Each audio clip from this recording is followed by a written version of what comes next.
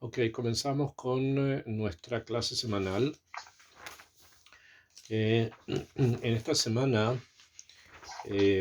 estamos frente a una parashá, la parashá de Vaera, y después, la semana siguiente, la parashá de Bo. Vaera y Bo. Ahora, estas dos parashiot que nos toca leer, estudiar, son bastante importantes por varios motivos. Primero, por el hecho que marcan el momento en que Israel se separa de Egipto. Habíamos ya estudiado en la clase pasada que Am Israel surge como pueblo en la parashá de Shemot, en donde ya el faraón considera a Israel el pueblo Am Bene Israel, o sea, el pueblo de los hijos de Israel, y por lo tanto ya hay una definición de Israel como un pueblo, a diferencia de lo que habíamos leído y estudiado en la parashá las parashiot del Sefer Bereshit, donde Israel es considerado una tribu, una familia, los hijos de Jacob, etc. Y en esta parashá, una vez que ya tenemos la constitución de Am Israel como un pueblo, entonces nos encontramos con el tema de las Makot, o sea, las Makot, las 10 plagas con las cuales fue castigado Egipto, son plagas que significan o se pueden, o sea, las vamos a estudiar como la forma de separación de Israel de Egipto. O sea, Israel se separa de Egipto precisamente a través de estas 10 Makot. Ahora, la pregunta es, ¿por qué, en principio, Israel tendría que separarse de Egipto? Israel está separado ya de Egipto, es otro pueblo. Simplemente hay una situación de esclavitud, de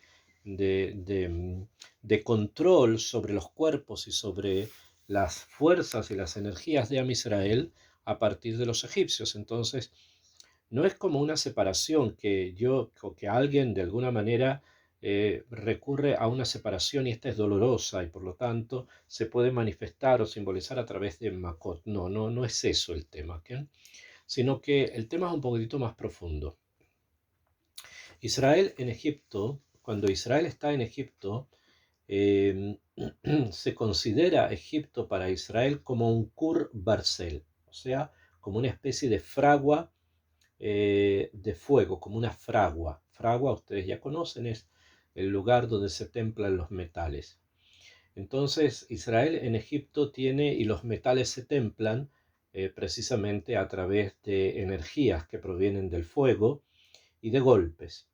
Entonces, la existencia de Israel en Egipto es una existencia precisamente que de alguna manera tiene una combinación profunda con el pueblo de los egipcios. Y la salida de Egipto, o sea, el salir de Egipto, va a significar un quiebre con todo un sistema de vinculaciones que Israel tenía en Egipto, que en este momento se van a romper. Y va a surgir de esa ruptura un pueblo capaz de poder recibir la Torá. Ese es el tema que gira en torno a estas dos parashiot, la parashá de Vaera y después la parashá de Bo.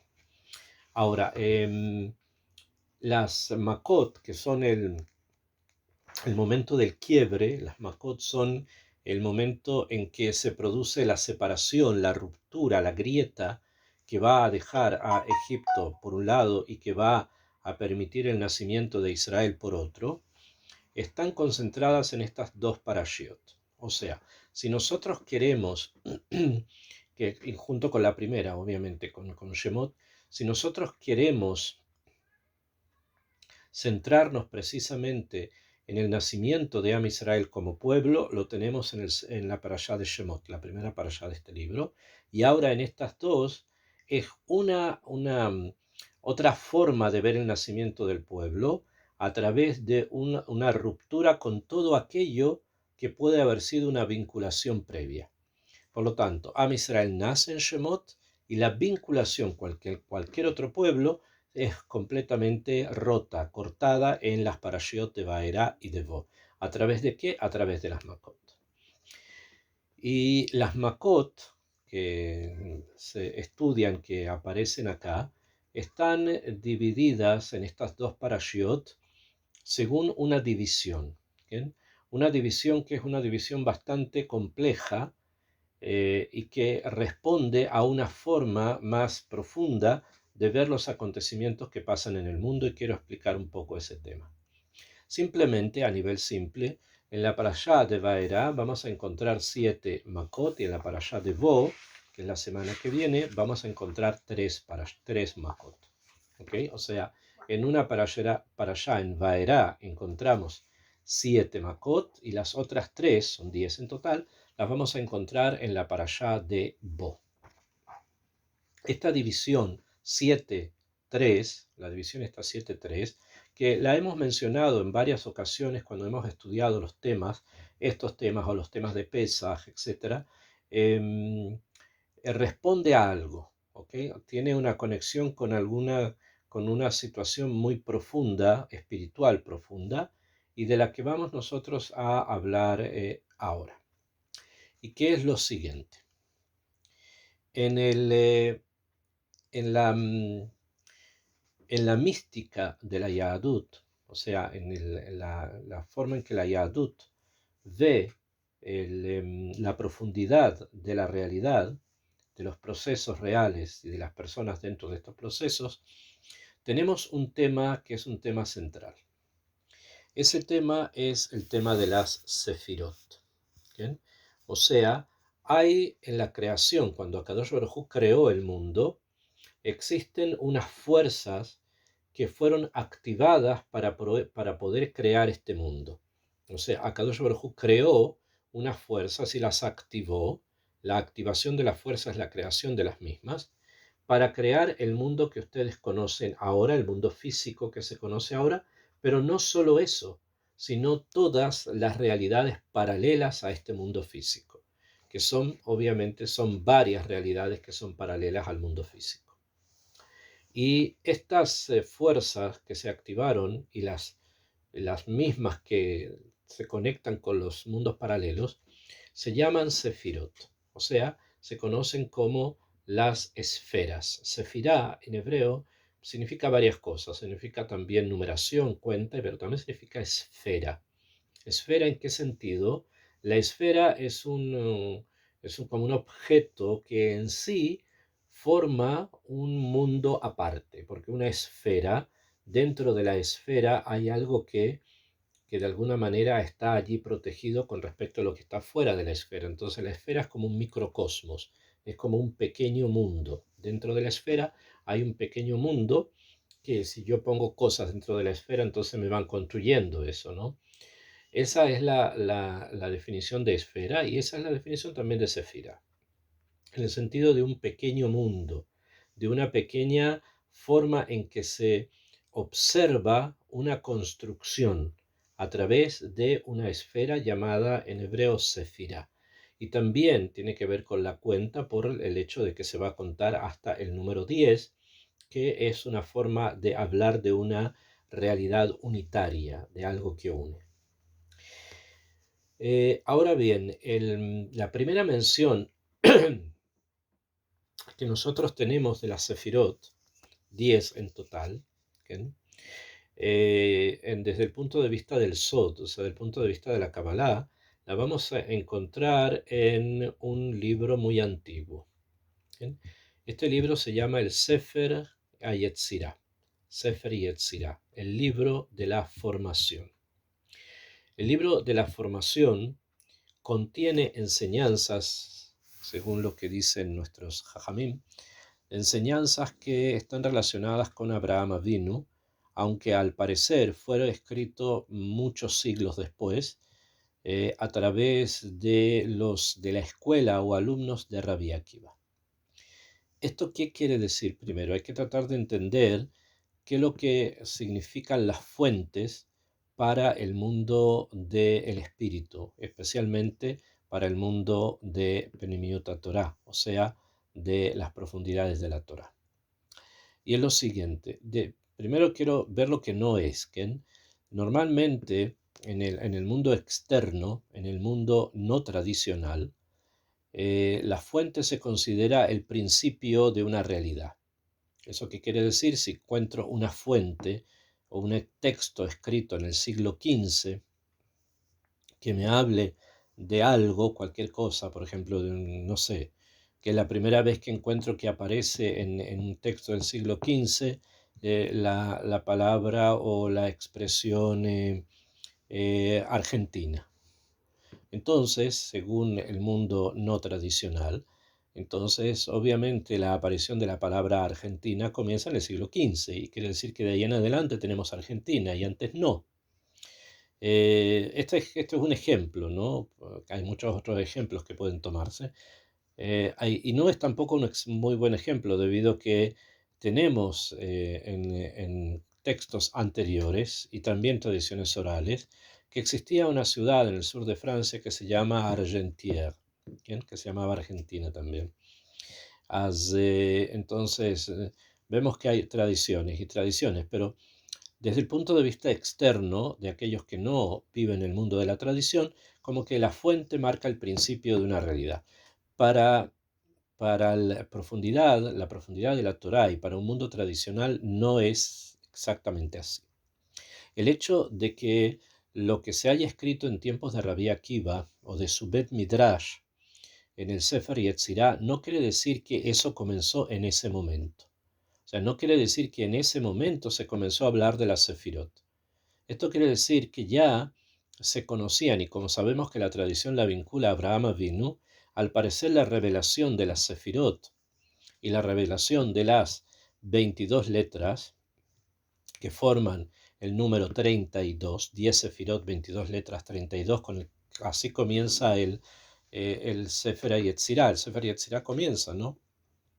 Con esa frase, los 32 senderos maravillosos de la sabiduría que comprenden las 10 sefirot y las 22 letras. Esto quiere decir que estas enseñanzas venían de mucho antes y simplemente en algún momento fueron puestas en escrito. ¿Por qué? Por diferentes motivos que los sabios en ese momento estimaron conveniente. Pero por mucho tiempo, desde Abraham vino hasta la época de Rabbi Akiva, pasaron cientos de años. Pueden haberse mantenido todas estas enseñanzas de manera oculta, o sea, que se han transmitido ocultamente de generación en generación hasta que en un momento los sabios deciden que llegó el momento de que sean escritas. Esto obviamente nos pone un tema paralelo que podemos preguntar sobre él. Entonces, tal vez también hoy existan conocimientos secretos que se hayan transmitido secretamente dentro de la Torá y que nosotros no conocemos porque no se nos transmitió a nosotros, pero hay quienes sí lo tienen. Entonces simplemente podemos decir que sí. ¿Bien? Podemos decir que puede ser que hayan otros conocimientos ocultos que han sido transmitidos en forma oral y que todavía no ha llegado el momento en que sean escritos. Esto pasó varias veces, no solamente con el Sefer Yetzirah, las 10 sefirot y las 22 letras, sino pasó con varios otros Hanin, con varios otros contenidos que después de mucho tiempo de tradición oral fueron llevados y finalmente escritos. Sin embargo, quiero centrarme ahora en la tradición del Sefer Yetzirah, que habla precisamente de los 32 maravillosos caminos de sabiduría, que comprenden las 22 letras y que comprenden las 10 sefirot. Ahora, vamos a centrarnos en las 10 sefirot. Como dije, las 10 sefirot que nosotros conocemos, si las ubicamos desde la más alta hasta la más baja, no es un sistema, estamos hablando de arriba y de abajo a nivel físico, sino que estamos hablando en otros niveles de qué se llama alto y qué se llama bajo, no a nivel físico, estamos hablando a niveles muy abstractos. Tenemos las tres primeras sefirot, que son el Keter, la Jochma y el Dat. El Keter, la Jochma y la Binah, perdón, Keter, Jochma y Binah, que comprenden algo que se denomina como Mohim, o sea, se consideran como cerebros. Y después tenemos 7 Sefirot, que son el Gesed, la Gvurá, el Tiferet, Netzach, Hod, Yesod y Malchut, ¿bien? Que se llaman o se consideran midot, medidas, o sea, formas en que se expresan ciertas fuerzas. En varios libros donde se vuelve a retomar el tema de la Sefirot, se suele decir lo siguiente. Se suele decir que las 7 Sefirot inferiores son como un relato externo, o sea, relatan algo hacia afuera, o sea, se trascienden de sí mismas hacia afuera relatando algo. Cada una de ellas, que en cada una de ellas tiene una narrativa específica, ya sea el Gesed, la Gvurá, el Tiferet, el Yesod, etc. Cada una de las Sefirot relata algo, muestra algo, que da una impresión de algo. En cambio, las 3 primeras, que son los Mohim, o sea, que son los cerebros, a diferencia de las 7 anteriores, no van hacia afuera, sino que van hacia adentro. O sea, tienen una realidad pnimi, tienen una realidad interna. Las 7 que son midot tienen una realidad externa, tienden a esa realidad, mientras que las 3 primeras que mencioné van hacia adentro, son pnimiot, o sea, son internas. Mirándolo de esta perspectiva, quiero que entendamos que las 10 Makot traídas en Egipto a los egipcios están en correlación precisamente con las 10 Sefirot. Y justamente la forma en que se ha estructurado el tema en la Torá, como lo hemos visto 7 en Vaerá y 3 en Vo, nos revelan precisamente ese orden que acabo de mencionar. 3 que se llaman Mohim, 3 que se llaman cerebros y 7 que se llaman Midot, los cerebros hacia adentro y las Midot hacia afuera. Podrían preguntar por qué precisamente está ordenado de forma tal que se vaya de las 7, se abre de las 7 primero y después de las 3. ¿Bien? Y la pregunta nuestra es la siguiente: ¿cuál es el orden que se ha seguido? ¿Qué quiere decir el orden? Tenemos en nuestra parashá de Vaerá, tenemos Dam, Tsefardea, Kinim, etc. ¿no? Ustedes ya conocen las plagas. La pregunta es: esas 7 están contadas, están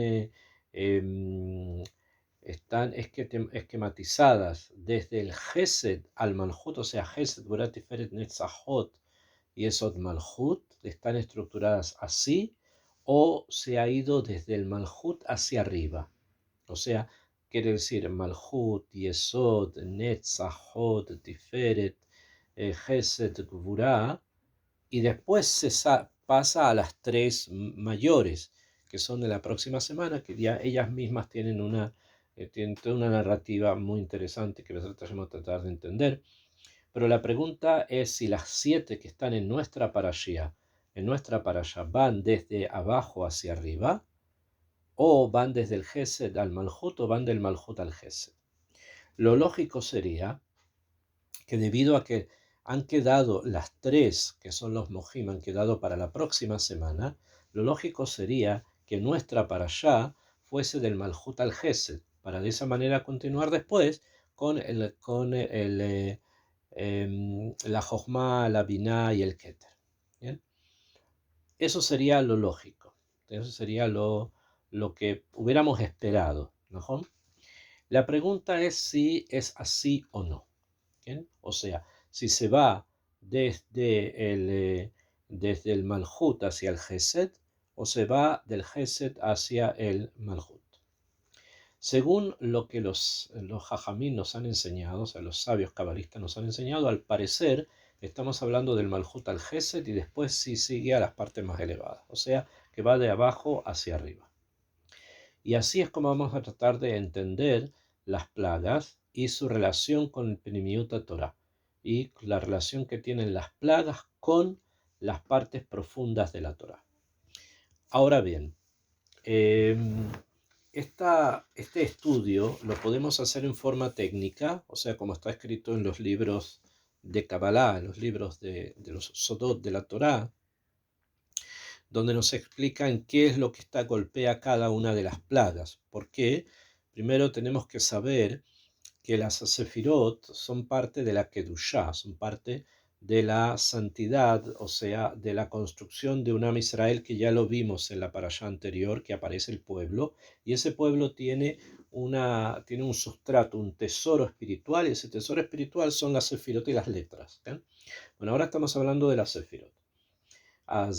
Y por lo tanto, ese tesoro es parte de la Kedushá que Am Israel tiene. Ahora, frente a eso, y porque el mundo, todas las cosas tienen un equilibrio, o sea, las cosas funcionan de forma equilibrada, las cosas tienen una armonía. Para que esta armonía pueda funcionar se necesita mantener un equilibrio entre lo bueno y lo malo. Por lo tanto, lo que está en lo bueno también se va a presentar en lo malo. De tal forma que las 10 sefirot, que son parte de la Kedushá, también se encuentran en el otro lado, en el lado oscuro de la fuerza, en lo que se conoce como la Klipá o la impureza. Allí se encuentran también 10 energías negativas que las podemos de una u otra manera relacionar con las Sefirot. Obviamente esta relación con las Sefirot es algo bastante sutil y se necesita muchísima Jochma, que es la que tienen nuestros grandes sabios cabalistas, para entender cómo se relacionan una fuerza que está en la Kedushá con esta fuerza que está en la Tumá. Simplemente en las Makot, la fuerza que está en la Kedushá, que generalmente estaba centrada dentro del Malhut, golpea, o sea, trata de reducir, lehasel, de eliminar a su paralela en la Tumá. Y de esta manera liberar a Am Israel del yugo del faraón. ¿Por qué? Por lo siguiente, para que podamos entender también por qué se estructuró de esta manera, como dije 7.3.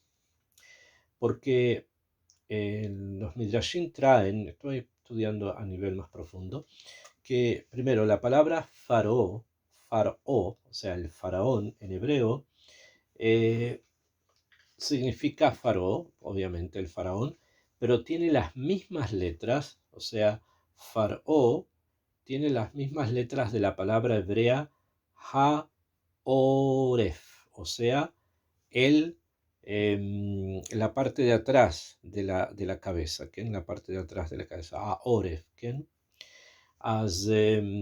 esta parte de atrás se conoce como el oref, el oref, la nuca.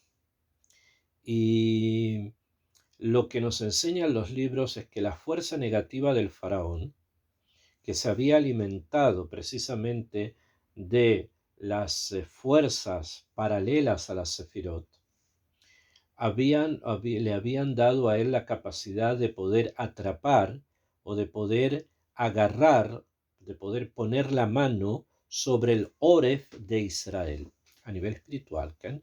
Eso se da a través de las Geserot que dijimos que él hizo, de trabajo forzado, de matar a los varones, después matar, etcétera, etcétera. Las cosas que ya conocemos, a través de eso él impone su poder sobre el Oref de Israel. El Oref de Israel es lo que marca precisamente en un nivel espiritual la diferencia que hay entre las 7 sefirot inferiores y las 3 superiores. O sea, las 3 sefirot superiores están separadas de las 7 inferiores a través de un Oref, de un cuello. Y por lo tanto, el faraón allí tenía su poder. ¿Para qué? Para que de esa manera no haya zrimá, no haya una continuidad de energía de las sefirot mayores, que son las primeras 3, con el resto de las sefirot. O sea que para que el sistema no funcione armónicamente, el faraón había logrado como poner su mano y controlar el paso de energía. Y eso mantenía a Israel, lo mantenía como imposibilitado de movilizarse, como cuando una persona toma un gato por la parte de atrás y el gato no se mueve porque lo han atrapado por detrás, ¿no? Ese es el matzav que había hasta la parashá de Shemot. Y ahora, como dije, viene el quiebre, ¿no? Los golpes. Y estos golpes en esta parashá son esenciales, porque con estos golpes se va a lograr liberar, se va a lograr quebrar justamente la mano del faraón por sobre el cuello y la nuca de Israel. Y al hacer esto, entonces las tres sefirot que quedan, que son las Makot de la próxima semana, van a tener su completa, su maximización, o sea, van a llegar a su poder máximo para poder eliminar las tres cosas más peligrosas que tiene el otro lado, que son las que vamos a estudiar en la próxima semana. Entonces, en esta semana lo que tenemos que ver o entender es cómo los golpes que se dan van justamente eliminando cada una de las, por ponerlo en estos términos, sefirot de la tumá, sefirot de la impureza. Cómo tal macá va a golpear a tal sefirá de la impureza y la va a eliminar. Y de esa manera la Kedushá va a quedar libre de su melliza en la tumá. Va a quedar como libre de su paralelo que tenía en la tumá y le va a permitir brillar con toda fuerza, con toda su fuerza. Y eso obviamente es lo que da el tashtit junto con las letras del Aleph Bet que van a llegar a su tikkun final en Matan Torah, da la posibilidad justamente a la recepción de la Torah de una manera completa y total. Akshav, ¿cómo funciona entonces el sistema de las 7 plagas que van en aumento? Ya les dije, van en aumento hasta las 3 últimas. Y nosotros vamos a estudiar el sistema desde el Malhut al Gesed, o sea, de abajo hasta el Gesed. Primero, hay una idea, Clali, y ya les dije, nosotros vamos a estudiar 7.3, ¿no? Pero no siempre se estudia 7.3, ¿ok? A veces se estudian de a 3, 3, 3, 3, 4. ¿Bien? También es una forma de estudio que es la que nosotros encontramos en el Seder de Pesach. En el Seder de Pesach encontramos un estudio diferente, 3, 3, 3 y las últimas 4. ¿Bien? O sea que tenemos 3, después 3 serían 6, 7, 8, 9, o sea 3, 3, 4. 3, 3 y 4, o sea 10. ¿Cómo es el sistema 7.3? Que es el sistema en que nos vamos a concentrar ahora. Bezrat Hashem vamos también a tratar, tal vez cuando estudiemos las últimas 3, de entender cuál es el sistema ese de 3, 3, 4. Tienen 3 plagas y 4 plagas. Pero ahora estamos en el sistema 7.3, que es el sistema en el que nos hemos centrado ahora. La primera de las plagas se realiza precisamente en el río Najón, que es la plaga de Dam. La plaga de Dam tiene advertencia, tiene un periodo de preparación y hasta que llega finalmente la plaga de Dam. Y como dice la Torá, ve todas las aguas asher bayeor nefhu ledam, todo se volvió sangre. ¿Bien? Esta es la primera de las plagas, la plaga de sangre. El hecho de que sean estos elementos los que fueron golpeados no es algo gratuito, tiene un motivo. Sin embargo, yo quiero acá ingresar al tema profundo del misticismo que hay con las sefirot en las Makot. ¿Okay? Entonces, esta última plaga, que es la plaga de Dam, perdón, esta primera, que es la plaga de Dam, representa la última sefirá, que es la sefirá de Malhut. Representa al Malhut, al reinado. ¿Okay? Y así comienza a ingresar en Egipto, para ponerlo en términos modernos, como una especie de inyección a la vena. O sea, la sangre es el líquido que mantiene la vida. La sangre es la vida. Y en otras cosas también se expresa, ¿no? Entonces, el golpe precisamente en la vida, de la vida de los egipcios, nos va a enseñar que la Kedushá de las Sefirot va a comenzar a expandirse por el mundo. Mitzrayim es como si fuese todo el mundo, o sea, Mitzrayim es como lo que no es Israel, obviamente, ¿no? y para que Am Israel pueda florecer, recibir la Torá, ingresar a Eretz Israel, construir el templo, se necesita un mundo entero que esté preparado. Y para preparar a ese mundo se necesita empezar a purificarlo. Y la primera plaga purifica el punto central de la vida de las personas, que es precisamente la sangre. Después, la plaga que viene después de la plaga de sangre es la plaga de Sefardea. Vayomer Moshe el Paró Itpaer Elayu Matai Atir Lejale Abadeja. Está hablando acá de las Sefardeín que vinieron a Betaal a Sefardea, dice la Torá, y subió a la Sefardea. Según el Midrash, una sola la golpearon y salían más Sefardeín, etc. ¿Qué es la Sefardea? ¿A qué se refiere la Sefardea? La Sefardea es un animal nada más que. Sin embargo, en la Torá la palabra Sefardea significa Tzipor de A. Es como si fuese un tzipor, o sea, un viviente. Tzipor es una palabra que se ocupa para implicar algo que vive. Pero la palabra que nos tiene que sorprender más es de A, o sea, conocedor, conociente, o sea, es un pájaro que conoce. Tzipor de A, Sefardea. ¿Por qué? Porque hay varios midrashim al respecto, pero quiero centrarme en este punto. La sefardea tiene un ruido especial. ¿Qué? Ese ruido que hace la sefardea es una forma en que el lenguaje se expresa sin tener contenido. O sea, el ruido de la sefardea marca un lenguaje que no tiene contenido espiritual y por lo tanto es todo material. Allí también fue golpeado Egipto. O sea, Egipto fue golpeado también en la forma material de hablar que no tiene ningún contenido espiritual. O en otras palabras, lo que nosotros hoy día conocemos en nuestras leyes como la Yom Hará, que conocemos como maledicencia, como maldecir, como palabras soeces, todo eso representa la sefardea. Y a través de esto, el Mitzrayim también fue golpeado en esa forma de comunicación tan y tan corrupta que ellos tenían. Primero la sangre, ahora la comunicación que ellos tienen es completamente también, hay un golpe muy grande en la comunicación que ellos tenían. Después viene Kinim. Kinim es la plaga de los Kinim.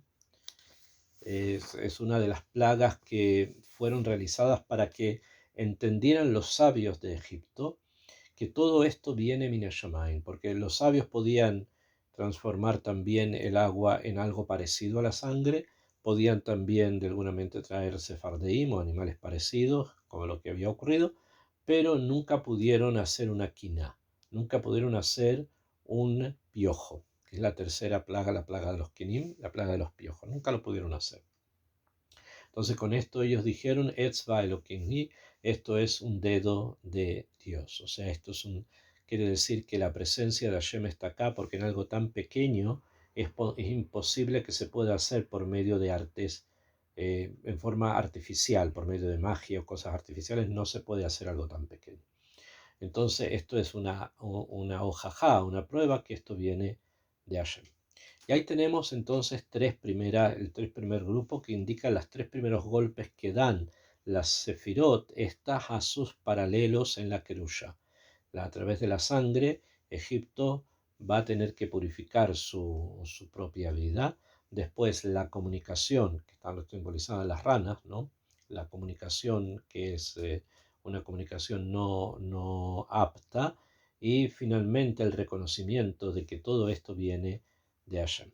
El faraón no reconoce nada todavía y va a seguir sin reconocer muchas cosas, pero esto es lo que nosotros tenemos que aprender. O sea, esto es para que nosotros aprendamos cómo funciona el sistema. Después de las tres primeras plagas estas, viene Akadosh Baruj Hu y trae una cuarta plaga, que es, si nosotros leemos acá, primero, bueno, viene la plaga de los Kenim de las que estamos hablando. Los Hartumim no pudieron, los magos egipcios no pudieron.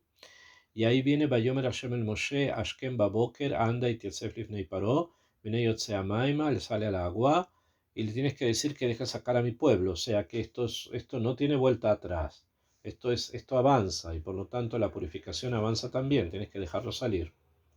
כי מאינך משלח את עמי, הנני משליח בך ובעבדיך ובעמך ובבתיך את הערוב.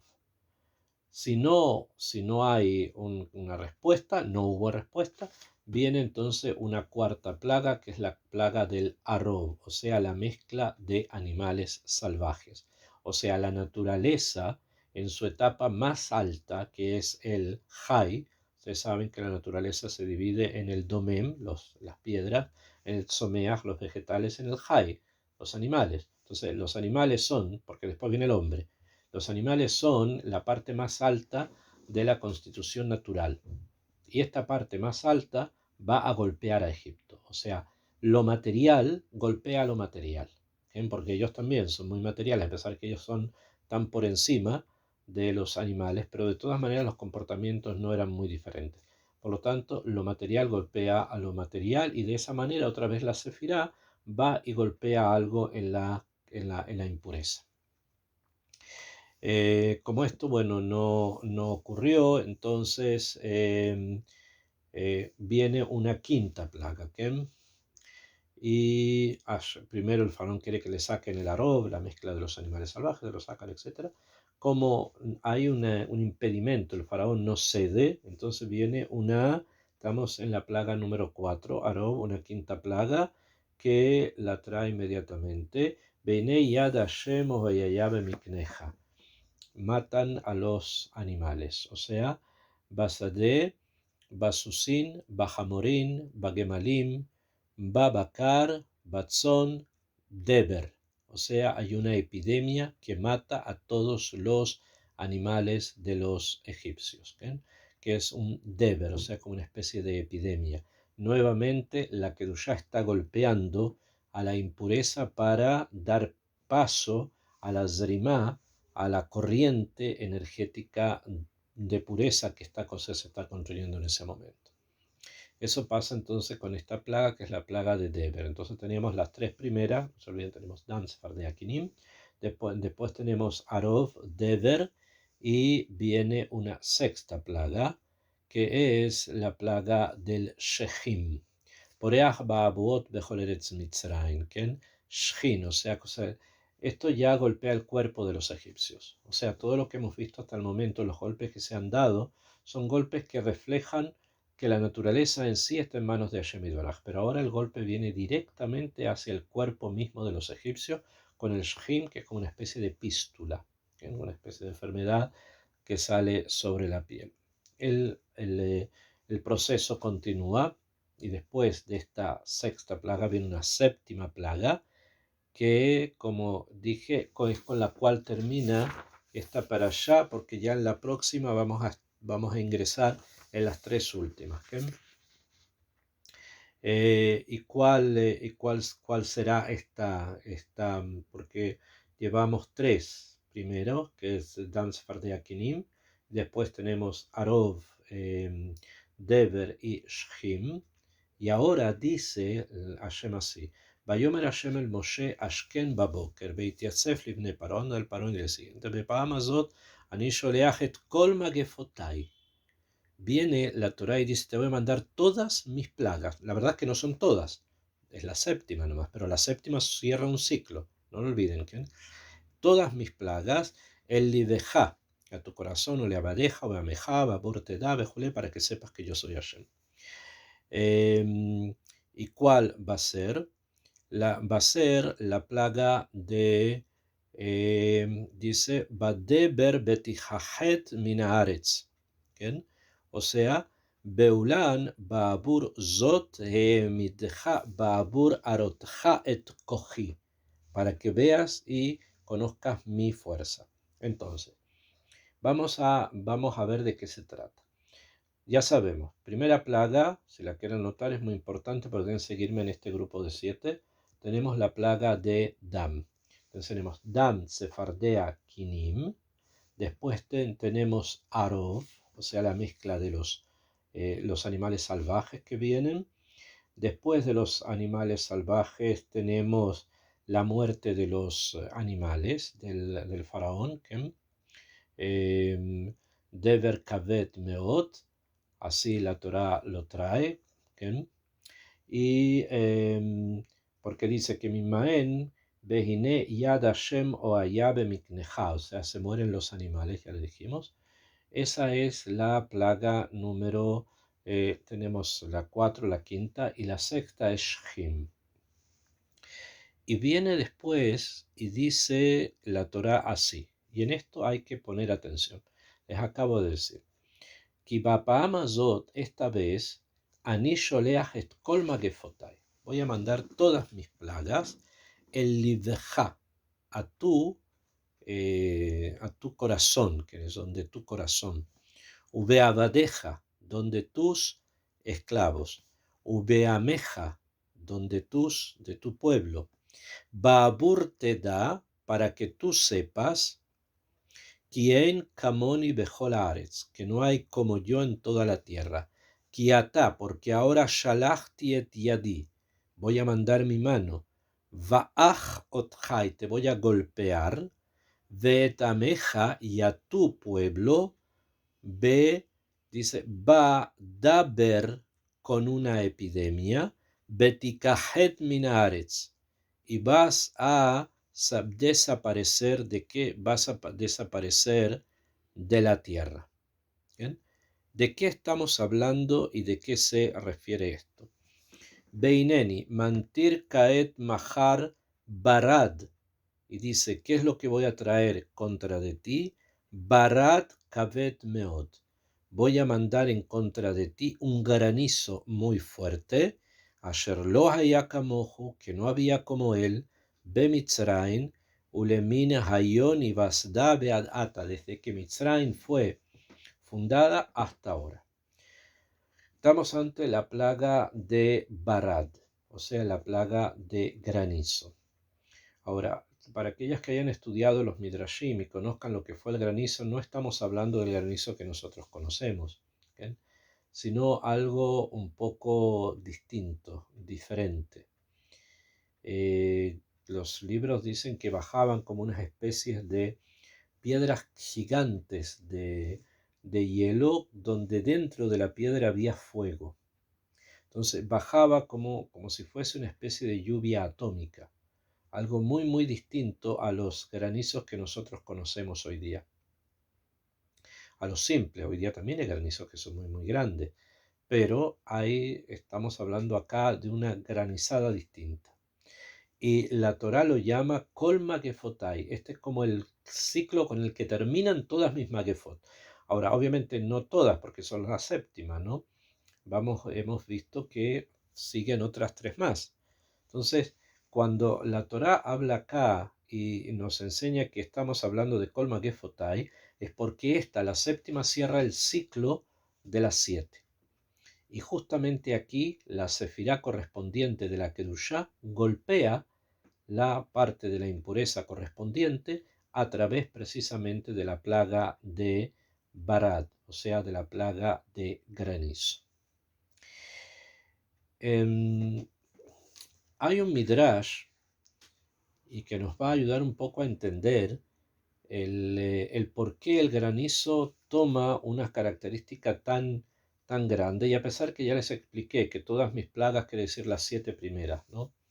Que son mencionadas acá, porque con esto se suelta, digamos, la mano del faraón que tenía agarrado el Oref, la nuca de Israel, se va a soltar.